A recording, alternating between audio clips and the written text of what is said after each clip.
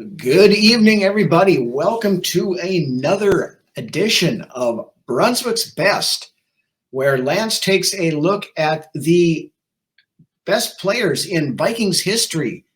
And the spotlight this week falls on number 16.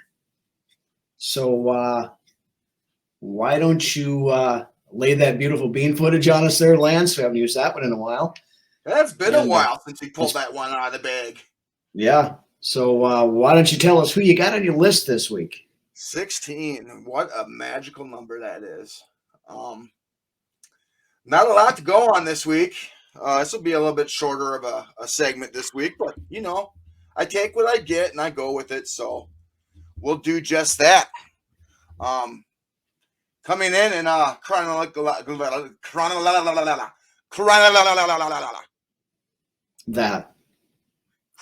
order. We'll start with none other than Mr. Rich Gannon. Didn't start out so rich, but later on down the road, he surely picked it up. But anyways, with that being said, let's get it going. In the 1987 NFL Draft, the New England Patriots selected a quarterback from the University of Delaware. University of Delaware. I think Flacco came from Delaware, to be honest, I believe. Mm-hmm. Yep. By the name of Rich Gannon. The Patriots wanted to make Gannon a running back, and he didn't too much care for that idea. So the Patriots wound up dealing him to the Vikings. Gannon initially served as Wade Wilson's backup and played sparingly for most of his early career in Minnesota. He didn't get any starts until 1990 and wasn't named the unquestioned starter at quarterback until 1992. The Vikings got off to an 8-3 start that year, after which Dennis Green proceeded to bench Rich Gannon in favor of the Hall of Famer Sean Salisbury. It's being sarcasm there. Dennis Green's handling of quarterbacks was always kind of a little strange, to say the least. Yeah. Now, the Vikings traded Gannon to the Washington Redskins before the start of the 1993 season, ending his time in purple. After a stop in KC, Gannon wound up with the Oakland Raiders, where a switch suddenly flipped, and he became an NFL MVP at the ripe old age of 37. I remember that. I mean, Of course, I'm sure you do too. That was like right in the prime of my life that I remember this. So Gannon didn't reach his full productivity until long after he had left the purple and gold. But he's still the most consequential player in Vikings history to ever wear 16. And for that, Rich Gannon, you made the list.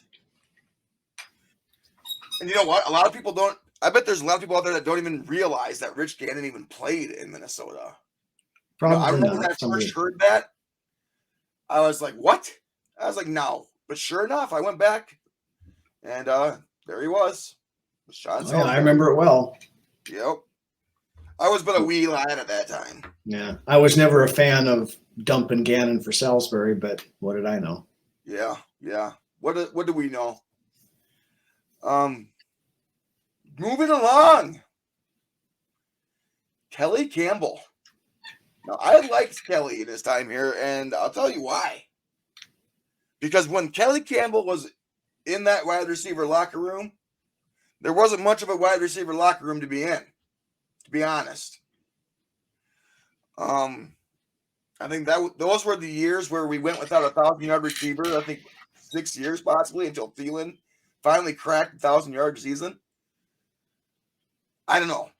Maybe it was Sidney Rice that cracked the 1,000-yard season. Rice got it in 09, I think. Yeah. There we go.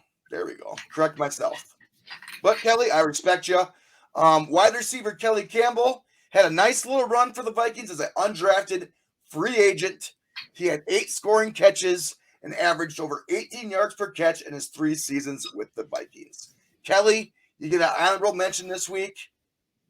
Thank you for your time in Minnesota. The next honorable mention, of which a lot of you may be familiar with, is none other than Matt Castle. Castle, honestly, he probably was the best quarterback on the roster at the time. I was never a big fan when he was in New England. When he was in Kansas City, I was never a big fan. But he came here and he had some good games. Castle served as the Vikings quarterback for a couple of seasons. His greatest accomplishment might have been fooling fans into thinking he was a competent signal caller based on their hatred for the other quarterbacks on the Minnesota Vikings roster at that time. So, Matt Castle, for your work that you put in here in Minnesota, it wasn't a whole lot, but enough to warrant you an honorable mention on this week's Brunswick's Best. And with that being said, that about wraps it up this week. All right. I want to thank everybody again for watching. If you've not done so, hit that subscribe button down below. Hit the like so you never miss another episode. Hit that bell for that. Just a reminder for Friday's show, Lance and I will be going live on 6 o'clock Friday night. We'll do a kind of little pregame for the second preseason game versus the Tennessee Titans. We'll go over the latest out of the joint practices and all that kind of good stuff. And then, of course, remember next week, another full slate of shows. Rhinos Rants on Monday, Brunswick's Best again on Wednesday, and another studio show next Friday. So with that, again, thank you, everybody, for watching. Have a good rest of your week, and we will see you Friday night live. SKOL. Make no question about it, even though it wasn't overturned. That was a fumble. From the 22 on 2nd and 7, going deep for Chris Carter, and the former Eagle is out in front, and Chris Carter is having every dream come true. And a good deal of motion by Minnesota. Gannon's pass up the middle, wide open. Chris Carter, touchdown Vikings.